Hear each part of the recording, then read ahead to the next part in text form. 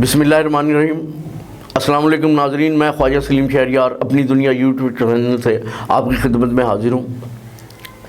آج ہمارے موضوع ہیں کراچی میں جو مزار قائد کی تقدس کی پامالی کی تھی مریم نواز کے خامد کیپٹن ریٹائرڈ صفدر نے، ان کو گرفتار کر لیا گیا ہے۔ اور دوسرا موضوع ہے کراچی میں منعقد ہونے والا جلسہ۔ تو آتے ہیں اپنے پہلے موضوع کی طرف۔ کل جب مریم نواز اپنے کارکنوں کے ساتھ قائد اعظم محمد علی جناح کے مزار پر حاضری دینے کے لیے گئی، فاتحہ خوانی کے لیے، تو وہاں پر ان کے خامد کیپٹن ریٹائرڈ صفدر نے اور کارکنوں نے قانون کی دھجیاں بکھیر دیں۔ آپ جانتے ہیں کہ قائد اعظم محمد علی جناح کے مزار پہ اندر ہال میں جو جنگلہ لگا ہوا ہے، تمام آنے والے لوگ، چاہے وہ کسی ملک کے بیرون ملک کے سربراہ ہوں یا اندرون ملک سے آرمی کے سربراہان ہوں یا سیاستدان ہوں، وہ اس جنگلے کی حدود کے باہر کھڑے ہو کر فاتحہ خوانی کرتے ہیں اور اندر ان کے لائے ہوئے پھول یا پھولوں کے گلدستے آویزاں کر دیے جاتے ہیں۔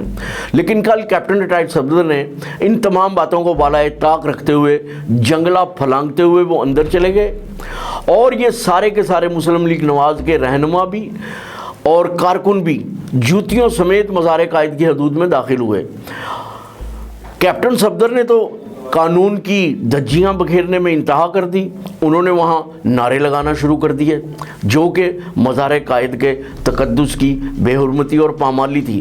ان کو یہ عمل نہیں کرنا چاہیے تھا۔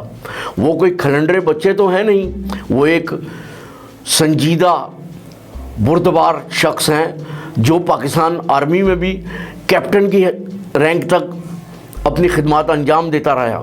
ان کو تو بہت اچھی طرح سے ان باتوں کا علم ہونا چاہیے تھا۔ ان باتوں کو دیکھتے ہوئے جو انہوں نے وہاں حرکات کی، پاکستان میں عام آدمی بھی ان کے خلاف تھا اور ان کا یہ کہنا تھا کہ ان کے خلاف مقدمہ درج ہونا چاہیے۔ تو اس سلسلے میں رات پی ٹی آئی کے رہنما جو کراچی سے تعلق رکھتے ہیں حلیم عادل شیخ اپنے کارکنوں کے ساتھ تھانہ برگیڈ چلے گئے اور انہوں نے کہا کہ کیپٹن صفدر کے خلاف مقدمہ درج کیا جائے۔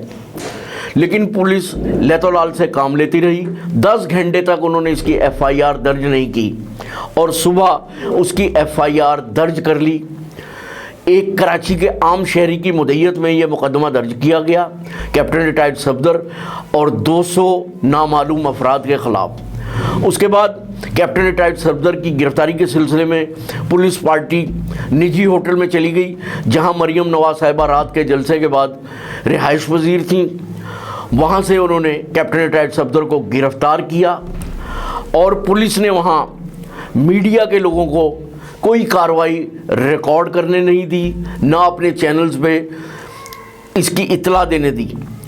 پولیس وہاں سے کیپٹن ریٹائرڈ صفدر کو ایک ایسی موبائل میں لے کے گئی جو عام موبائل تھی، پولیس کی موبائل نہیں تھی، نہ تو اس پہ کسی تھانے کا نام درج تھا نہ پولیس کا لوگو تھا۔ آپ کو یہ بتاتا چلوں کہ پاکستان کے آئین میں 1973 کے آئین میں قائد اعظم ایکٹ کے نام سے ایک ایکٹ موجود ہے جس میں یہ سارا کچھ تحریر ہے کہ قائد اعظم کے مزار کی حدود میں کس طرح آپ نے حرکات کرنی ہے اور کس طرح کے افعال انجام دینے ہیں، اور وہ کیا حرکات ہیں جو آپ نے وہاں سر انجام نہیں دینی تاکہ مزار قائد کی بے حرمتی نہ ہو۔ آپ جانتے ہیں ناظرین، وہاں قائد اعظم کی قبر ہے اور قبروں کا احترام ہم مسلمانوں پہ واجب ہے۔ ان کو اتنا تو خیال کرنا چاہیے تھا۔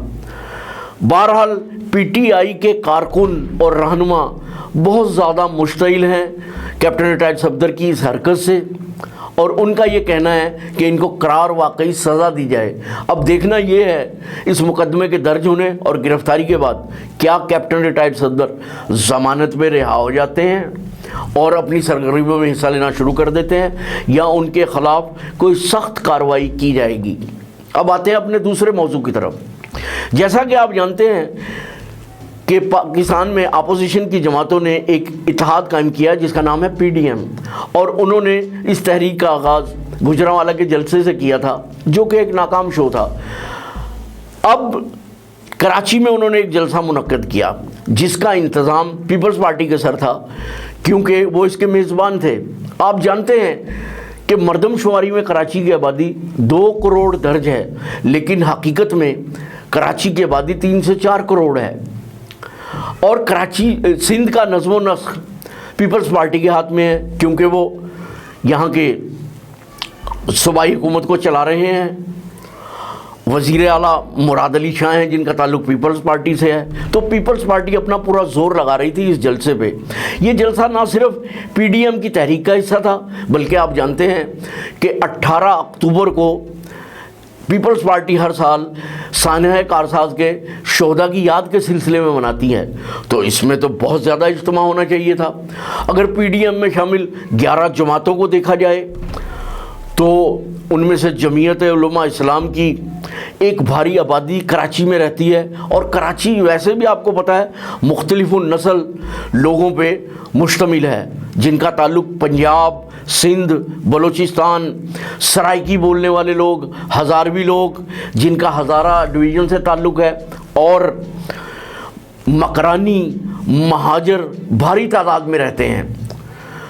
یہاں پہ ان لوگوں کا تعلق جماعت اسلامی، جمعیت علماء اسلام فضل الرحمان، جمعیت علماء اسلام، جمعیت علماء پاکستان، نورانی، ANP محمود خان اچکزئی کی پارٹی،